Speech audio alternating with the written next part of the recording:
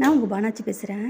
Beans, பீக்கங்காய், வெங்காயம், carrot, 3 பச்சை மிளகாய் இதெல்லாம் இப்படி அரிஞ்சு அடுப்பில் வச்சிடணுங்க. இங்கே பாருங்களேன் எப்படி இருக்குன்ட்டு. 1 ஸ்பூனு பெருஞ்சீரகத்தூள், 1/2 ஸ்பூன் உப்பு,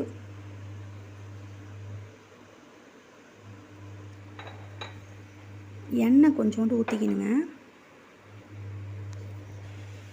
மஞ்சத்தூள் 1/2 ஸ்பூன் போட்டு இதை நல்லா மிக்ஸ் பண்ணிவிட்டு நல்லா ஒரு அரை வேக்காடு வரணுங்க. இந்த மாதிரி நீங்கள் செஞ்சு பார்த்து சாப்பிட்டா ரொம்ப டேஸ்ட்டாக இருக்குங்க. ஒரு 1/2 ஸ்பூன் ஜீரகத்தூள் போட்டுக்கிட்டேன். முட்டை ஒன்று கொஞ்சம் வெந்த பிறகு முட்டையை உடச்சி ஊற்றி அதை நல்லா நடுப்புற கிண்டிக்கணுங்க. இந்த மாதிரி குழந்தைங்களுக்கும் நல்லது, பெரியவங்களுக்கும் நல்லதுங்க. எல்லா காய்கறியும் தனித்தனியாக தான் பரட்டி சாப்பிட்ணும் இல்லை, எல்லாம் ஒன்றா போட்டும் சாப்பிட்லாங்க. ரொம்ப டேஸ்ட்டாக இருக்கும். தேங்காய் போட்டால் ரொம்ப டேஸ்ட்டாக இருக்குங்க. இதில் வேணுன்னா கொஞ்சோண்டு பால் கூட ஊற்றிக்கலாம். சப்ஸ்கிரைப் பண்ணுங்கள், லைக் பண்ணுங்கள்.